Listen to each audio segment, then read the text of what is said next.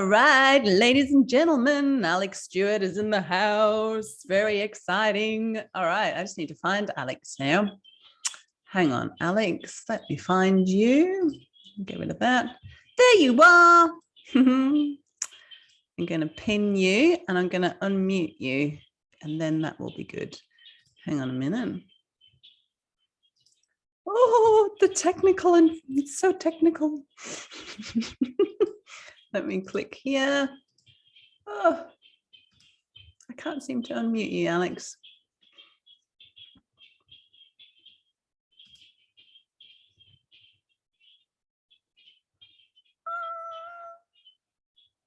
Why not?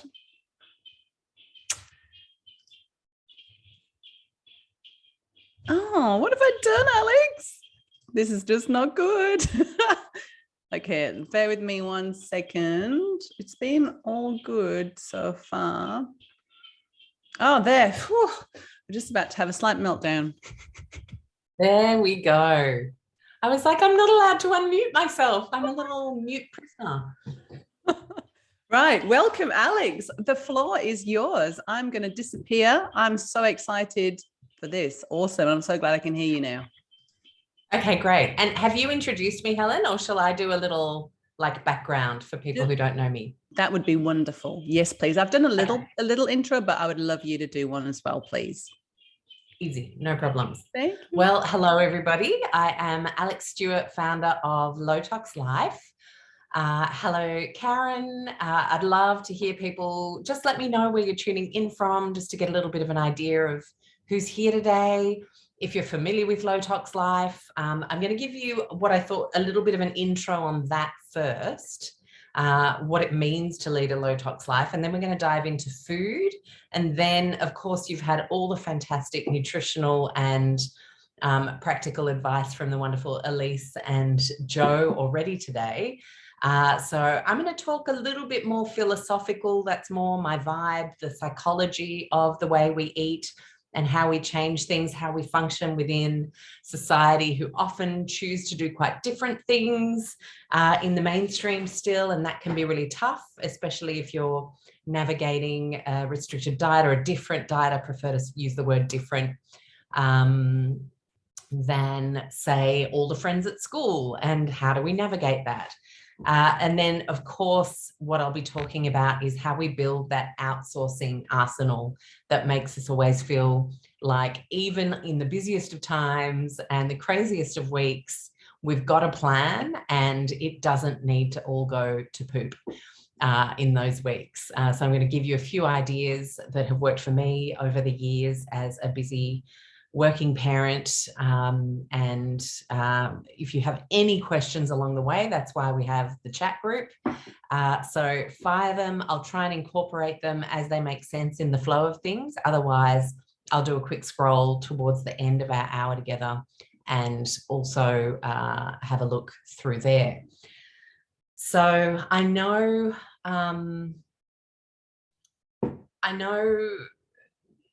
trying to do the right thing by people and planet isn't always a really linear, easy thing to do. We're often navigating all sorts of challenges in day-to-day life. And I remember when I had to go gluten-free for medical reasons, there was an interesting link that a naturopath found for me as I was struggling with recurrent tonsillitis and had become antibiotic resistant to the group of drugs that treat tonsillitis. So I literally just could not get better from tonsillitis, which is how I found naturopathy. And it's not to say that doctors suck because they couldn't help me. The doctors are just different. They have different tools. Naturopaths have different tools.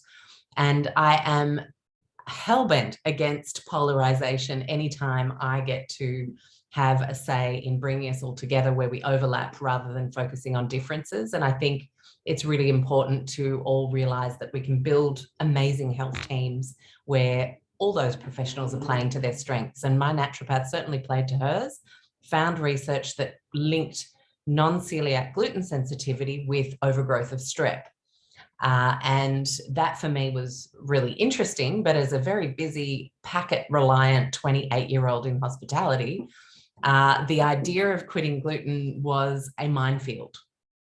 And I'd love to hear if anyone has found that challenging for people who have to be or choose to be for health reasons on gluten-free diets, or maybe you've got a child who you're helping usher through that. Because it's very different to go against the flow. Brene Brown says that the single most challenging thing a human can do is something different to those around them. So when you act differently to the collective, that can bring up a whole bunch of fear and insecurities in all aspects of your entourage. And it can create division, it can create meanness, judgment, all those things come out because people different is literally against our programming biologically. We have to try and all be the same so that we look after the herd and all stay together and stay, from the predators coming and biting us all into a million pieces. So doing that, in my experience, was the greatest psychological lesson I have ever had in my life. So I remember going down the supermarket aisle and thinking, oh, well, my up and go popper, like that's got oats, that's not wheat. But then I learnt that oats had gluten, and my naturopath saw how lost I was. She ended up giving me a sheet of all the different ways gluten could appear in an ingredient list. And I took that with me. This was way before you had all the resources online. It was nearly 20 years ago. And I remember going, oh my gosh, there it is, hydrolyzed vegetable protein. Okay, well, that's probably wheat. Glucose, wheat-based, that's not can't do that. Can't do my favorite chocolate bar, can't do the lolly, can't do the easy dinners that I used to buy. And it was really, really frightening. I was like, so what can I eat? Obviously, I can't eat anything. And I know there'll probably be people on the call today who are like, oh my gosh, I was exactly the same. But the thing is, we tend to not realize as we go through a very normal cultural experience of supermarkets and ultra processed food as part of our everyday life. And unfortunately, it's around 60% of the average Australian shopping trolley. We've never had to question that. And of course, you feel like you can't eat anything. If 60% of your trolley is all of a sudden something you can't eat, that is huge. And I had to learn what was not going to contain gluten, and that was meat and veg, nuts, seeds, fish, eggs, dairy, easy, whole foods. And it was really my first awakening into the idea that simple is best. Simple was best for me for that immediate SOS situation.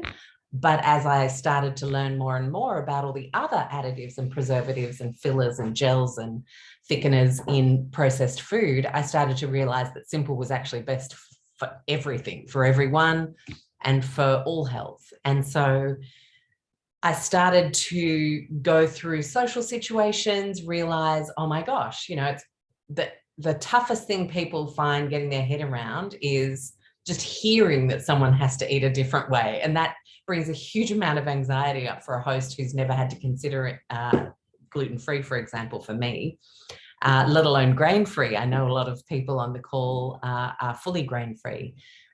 So I started to realize that dessert was the biggest clincher. That seemed to be where there was always going to be wheat. So I started to try and figure out how to make yummy desserts. Some of you might have tried the beautiful brownies that are mum's recipe inspired, that I've tweaked a little bit and we've created as a product with the Primal alternative range, which is awesome.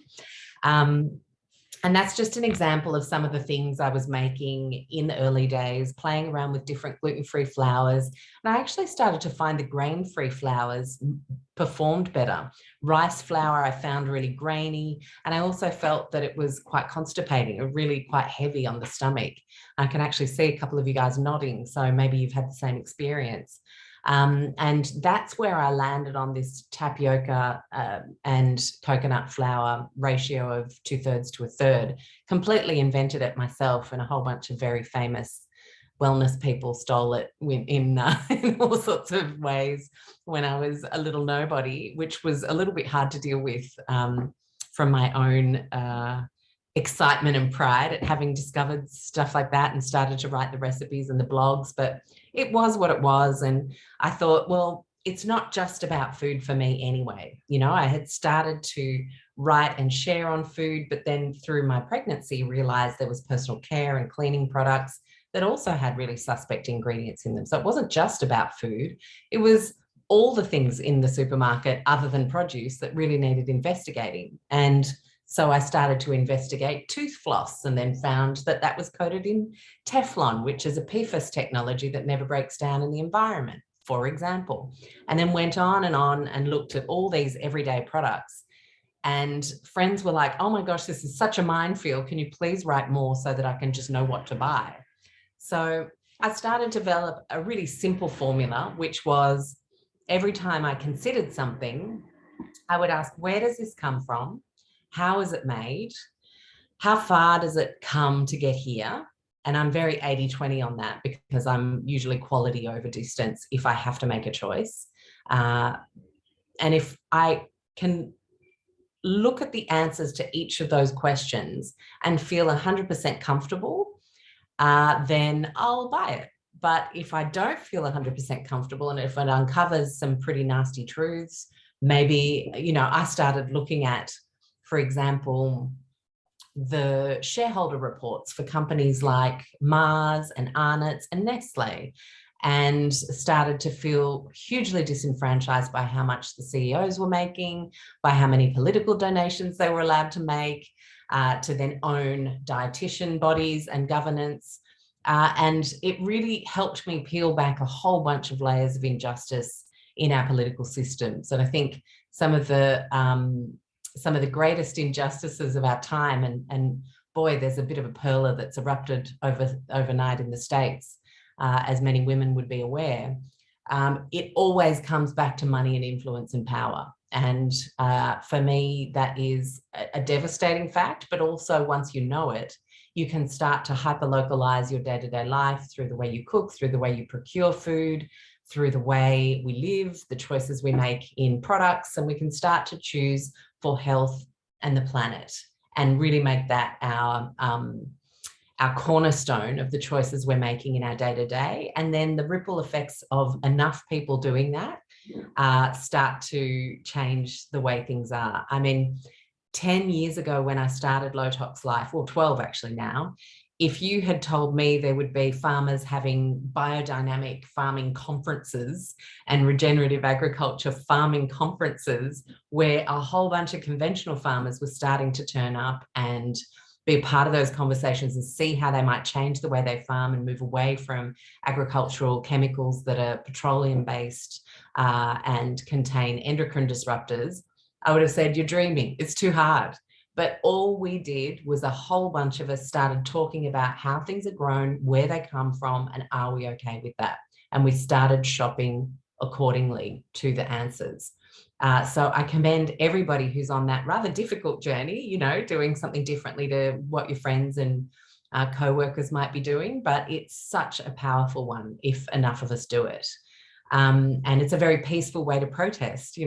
What a lovely way to join with friends and family across a table, making beautiful food together and enjoying it, and knowing the farmer's name or the name of the lady who made your Primal alternative wraps for the school lunches. Like, that is such a special thing to relocalize in that way and to simplify the way we procure everyday products. So Low Tox Life was really born as a way to help people navigate people and planet choices in our everyday, what goes on me, what goes in me, and what I surround myself with. And so that covers food, body, home, and mind. And I'm so bad at publicizing myself. My books are halfway across the room, but that eventuated into a podcast with over 3 million downloads now, called the Low Tox Life Podcast. We have almost 300 episodes. I've got 300 recipes on the lowtoxlife.com website as well, all gluten-free.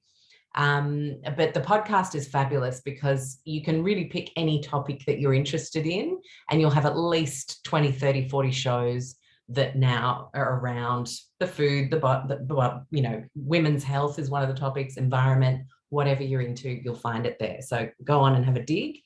And then everything I do is called Low Tox Life. So at Low Tox Life on Instagram, the Facebook page is called Low Tox Life. Anyone that says Low Tox Pam or Low Tox Farm or Lily Low Tox or whatever, that's not got anything to do with Low Tox Life. Just to let you know, that's a trademarked business. because it was really important to me to have a very set definition on what that looked like, but then a ton of flexibility around how people brought it to life. Because I'm a huge fan of people running at their pace, doing things their way. You know, Laura's going to have different priorities to Nina, who's going to have different priorities to Joe, who's going to have different priorities to Linda. Different things are going to be lighting you up about what you want to hook into and start and change. And I think the idea that we have to have this perfect protocol to follow and everyone's either on the wagon or off the wagon, failing or succeeding, I hate it. I think it's very bad for mental health. I think we really need to all start to just support each other with whatever fantastic thing we're working on that's making us feel good and that's helping us do better by people and planet. That's my vibe. So I always say as well, we do what we do most of the time so we can go with the flow some of the time. And that for me is another cornerstone to creating change in a healthy mindset. People here might think, oh my gosh, you know, I remember when I tried to go 100% organic, for example. And if you try to do that, then all of a sudden you find yourself at a mate's barbecue thinking, you know, sweating chips because the carrots aren't organic, or they're barbecuing meat and you don't know where the meat comes from. But like, you're missing this amazing potential for human connection with your bestie, and all you can do is freak out about the food. And I think that's really unfortunate. So if you, for health reasons, for critical health reasons, you have an anaphylactic child, you're doing the GAPS diet and you have to go grain-free for a certain amount of time, then BYO, so that you don't have to stress about what's there, and no one has to stress out about you, and you can just focus on the beauty of the human connection of the occasion. And I think that's really important when we're having to do things differently dietary-wise. And it then allows us to focus on the other things that are awesome about that day. You know what I mean? And I think same for our kids. If we can teach them that this puritanical idea of perfection doesn't exist, it never works, and it just means people end up ashamed and secret eating and doing all sorts of things in the background, then we can say, you know what, sometimes it's okay to go with the flow. As I said, unless there's a medical reason, a critical medical reason why you can't. I have always found and guided people that we do what we do most of the time so we can go with the flow some of the time. And our go with the flow tends to be, for example, tonight we're going to see the Sydney Swans at the SCG. It's my first Swans live game. So my family's laughing at me because I'm so not a AFL person. I'm very much a tennis person, but not many types of footy get me going. But I'm going, and I'm taking 3 12-year-old boys, and it's going to be super fun. Are we going to have complete control over the food at the kiosk? No, we are not. Is something going to be pretty ordinary there? Yes, it probably will. Am I going to feed everybody a really good, nourishing smoothie before we go so that we could just maybe get away with having some hot chips and a drink? Yes, I am. So there are ways that we can mitigate how much junk happens in the go with the flow, but that full restriction, I think, is really quite harmful to the human psychology. So let me know if that sits with you, like if you found that kind of, you know, I can probably see a few people, can I have like a hands up if that sort of sounds about right and that's how you found playing it? Yeah, nice. Sarah's showing, yes, when I was diagnosed, they had no gluten-free stuff except for really bad rice bread. Oh my gosh, Sarah, I remember those days. It was so easy to actually just quit bread altogether 20 years ago because of how awful the gluten-free stuff was. There was a buckwheat one we had at the health food shop that you had to quadruple toast to try and somehow feel like it was something that you might want to eat. And I generally tended to find that it was better to avoid it altogether. But that brings me to a point, right? We're talking about quality outsourcing today. 20 years ago, as Sarah has confirmed, if you wanted to go gluten-free and swap all of your processed food to gluten-free options, you could not. it was literally not possible. There was nothing. You didn't have gluten-free or organic Oreos 20 years ago. And unfortunately, you have those now. Unfortunately, you have gluten-free barbecue fat flavored chips. Unfortunately, you have gluten-free cheesy puffs. This is all still complete junk. This is not food we need to be eating, and certainly doesn't help us sustain health and gain deep nutrition. Something happens to the human physiology when we are deeply nourished. And the reason snacks were born, does anyone know where snacks come from historically? If you don't put your hand up, I'll tell you an interesting story. And if you like food history, and if you think, you know, you're someone who benefits from context to give you the fire in your belly to make change, then I'm certainly not here to sell you anything, but Tox Life Food, my latest book, we go through all the history, and it's not dense. Like, I'm not a dense writer. Oh, Helen's got it. Thank God someone's got the book. I was really stupid, Helen, and did not even have mine at the ready to show you guys. So I appreciate that. But it really does step you through quite a few aspects, some key historical figures, and, you know, really juicy, interesting stuff happened to make us eat the way we eat today, to make us farm the way we farm today. So in the 1940s, when the world was at war, we had more soldiers on the ground than any other time in history.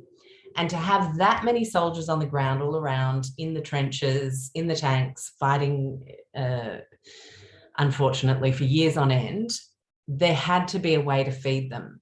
Now, traditionally, they would have eaten moldy bread and died of some infectious disease eventually because there was no food, or the food became poisonous from decay.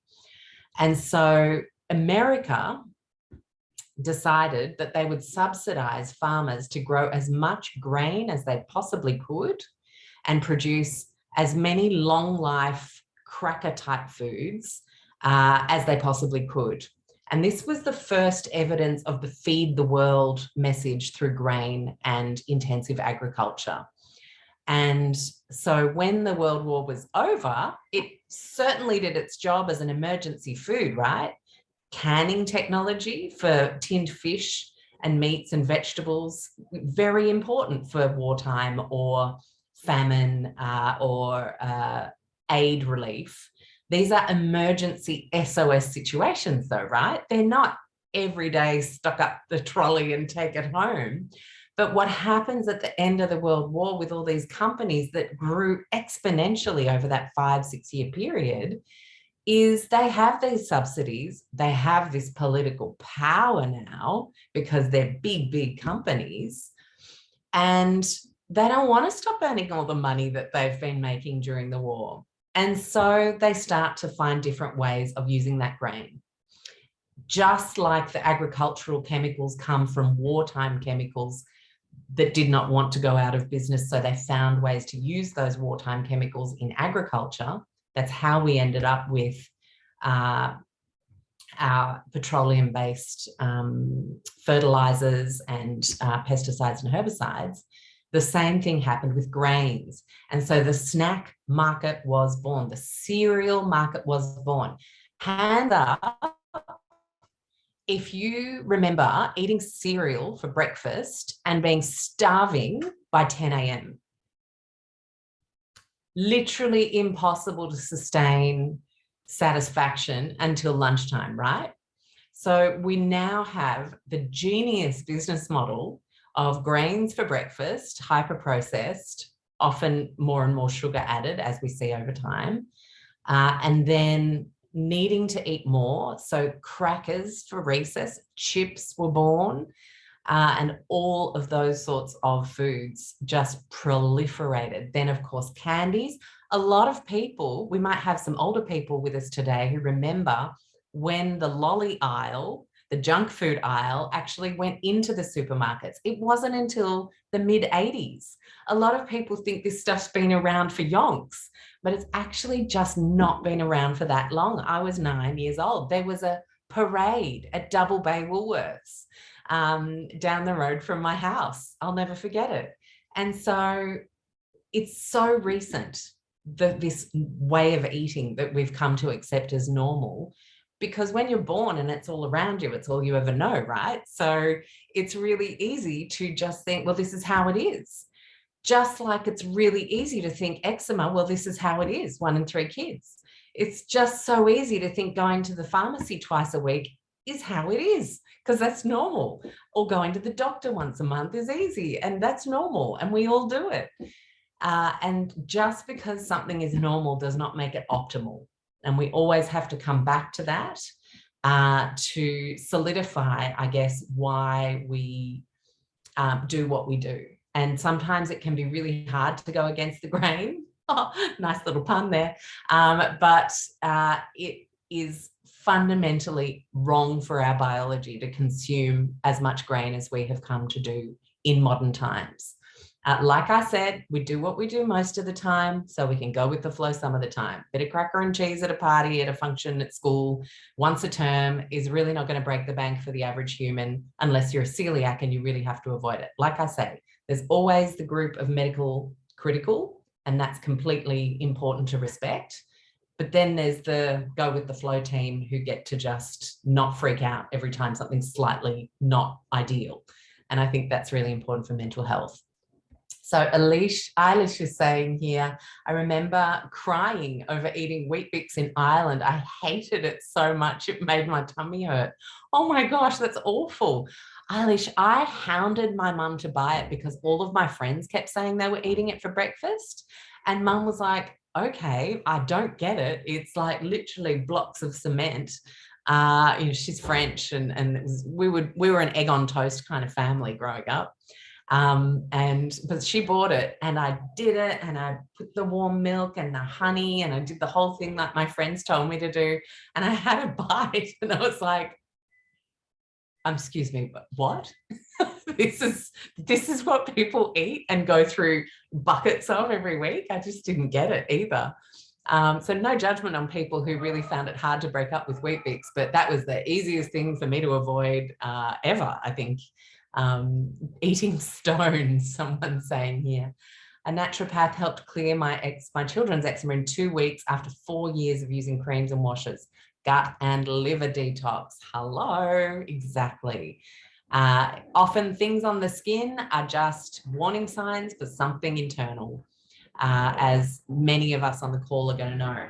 So if it makes it easier then to now understand how we got where we are today with this proliferation of grain-based foods, you then start to see, oh my gosh, they even snuck it into candy bars with, like, your Snickers has the biscuit base, and they just got it in everywhere. Maltesers, the puff inside is from molten barley, and they just got gluten and grain into everything.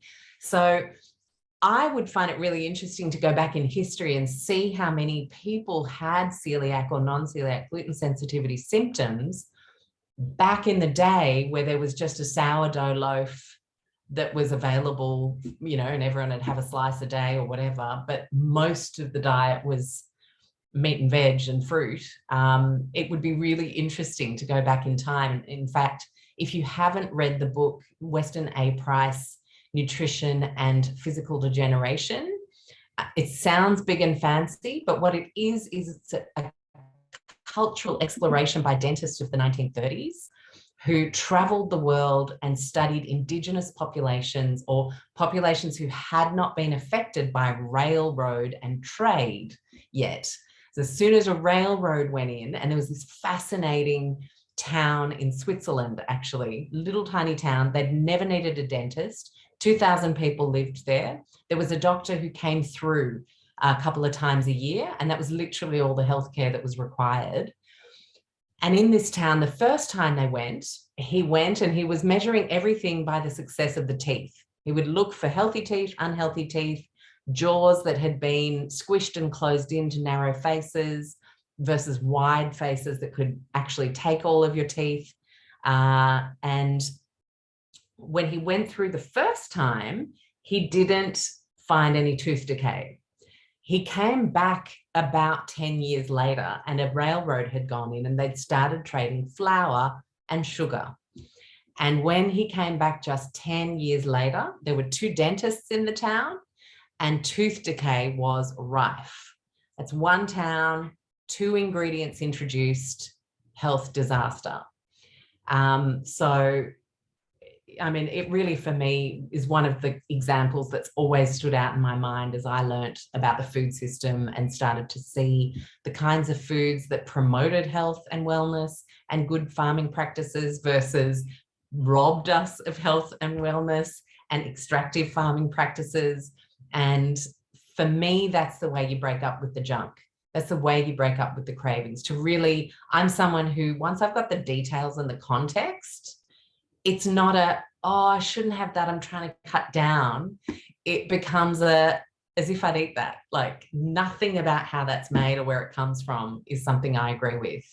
And so, you know, giving up the movie Maltesers and my beloved cherry ripe actually became super easy once I had the context. So yes, clear evidence, exactly, Karen. Faye has just asked, how do you get past craving for sugar? So Faye, that's a really good question. And often it's, there's a few things at play here. Often when we crave sugar, there are hormones that aren't being nourished that are creating fluctuations and imbalances, whether it's our insulin, whether it's our sex hormones, whether it's our thyroid, that can drive a craving for quick energy.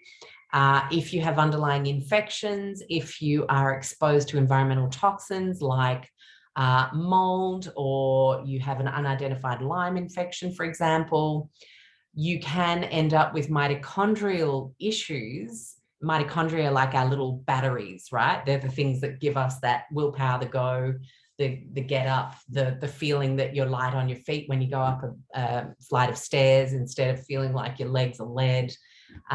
These are all like little bits of evidence that your mitochondria might need some support. And if your mitochondria don't have support, then your hormones are crying even more loudly for sugar. They're saying, I just need something to make me feel like I've got a bit of energy here. And it's very short-lived, and the crash is not pretty. And it's definitely worth exploring what it might be in your root cause, Faye, to get to the bottom of why that's happening. Could even be a gut health issue where you have bacterial imbalances. And actually, I did a fantastic show on the podcast with the gorgeous Kirsty Worth. And I think it was called The Many Personalities of Bacteria. So just Google Low Tox Life, Many Personalities of Bacteria podcast, and that show will just come straight up for you. And in looking at all the different bacteria and the personalities of the bacteria, if you ended up with a big population of certain types of bacteria, they start doing the talking for you in the brain in terms of what they're asking for food-wise. So, I mean, it's one of the best cases for exploring grain-free eating, I know, that in doing that, we actually start to starve those bacteria and bring those populations back in line, where they stop doing the talking for us and where they stop overriding our executive function, where we just hit the candy bars and we literally can't stop, or we hit the whole packet of chips in one go because we just need that high carb fix. So absolutely worth exploring with a health practitioner who can dig around at your personal case study. I think, you know, there are a lot of things that we can do that we know for sure help us all. But if you've got an ongoing chronic issue of any kind, that's when you need someone knowing your personal health history and really helping you side by side sort that out.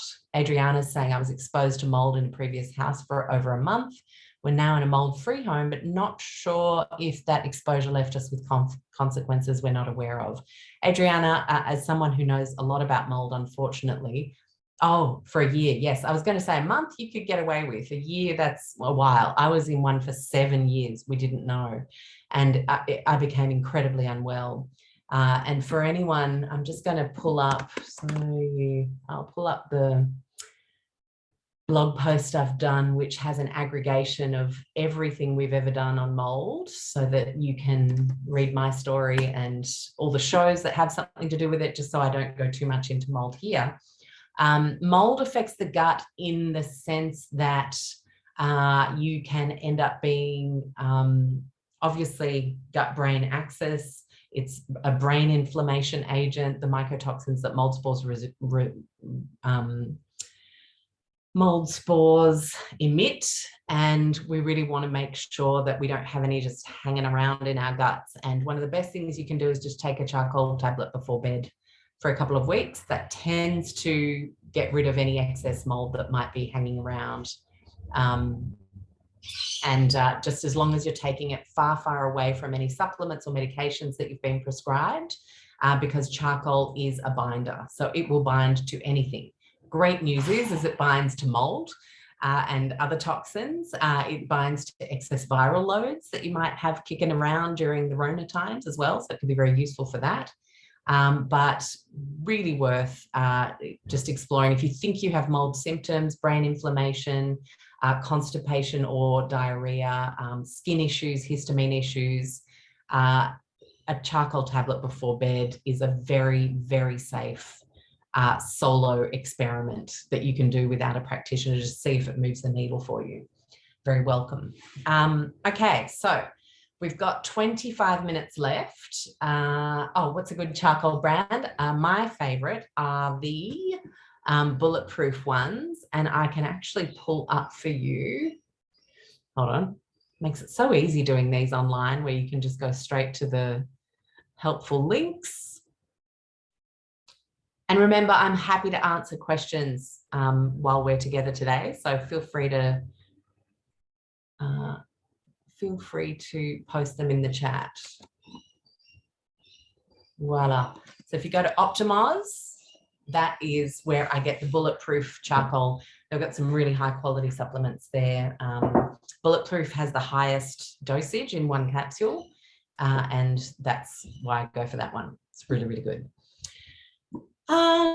Okay, so quality outsourcing. So we've decided to start going grain-free. We've decided to start eating more produce. Then comes the minefield of where that produce comes from.